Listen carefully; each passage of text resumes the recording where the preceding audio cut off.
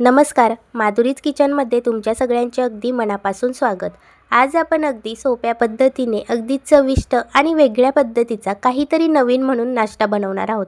हा नाश्ता तुम्ही खायला एवढा टेस्टी लागतात ना की अगदी आवडीने खाणार. एकदा जर बनवला ना तर सारखं सारखं बनवणार. फक्त तांदळाच्या पिठापासून झटपट बनवलेला आहे. चला तर मग आता वेळ वाया न घालवता रेसिपीला सुरुवात करूया.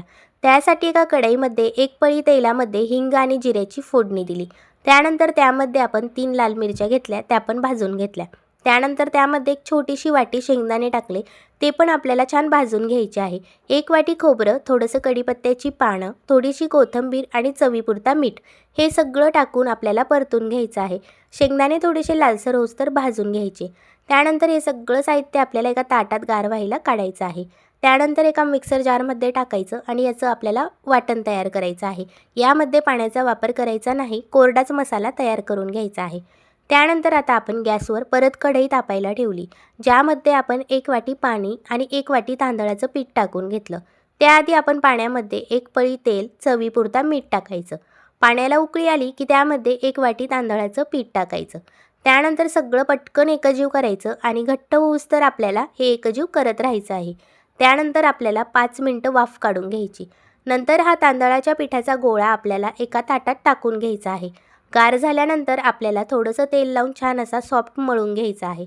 जसं आपण पोळीचं पीठ मळतो ना त्याच पद्धतीने छान मळून घ्यायचं. त्यानंतर आता आपल्याला या पिठाचा एक गोळा घ्यायचा आहे, जो आपण सॉफ्ट करून घेणार आहोत.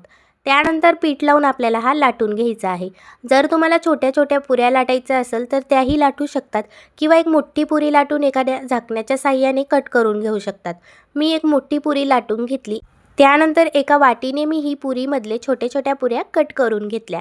छान अशा गोल येतात. जर तुम्ही छोट्या पुऱ्या कट करून घेणार असणार तर एखाद्या वाटीने कट करून घ्या, म्हणजे आकारही छान येतो.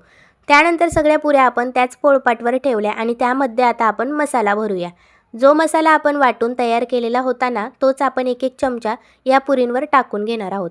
सगळ्या पुरींवर अशा पद्धतीने 1-1 चमचा आपण हा मसाला टाकून घेतला. आता काय करायचं, ज्या पद्धतीने आपण करंजी एका साईडने फोल्ड करतो ना, तशी फोल्ड करून घ्यायची. ज्या पद्धतीने व्हिडिओमध्ये दाखवलं ना, त्याच पद्धतीने आपल्याला ही करंजीसारखी व्यवस्थित अशी ही पुरी फोल्ड करून घ्यायची आहे.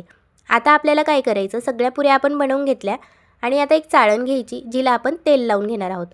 चाळणीला जर आपण तेल लावून घेतलं ना तर खाली एकही आपली करंजी चिकटणार नाही.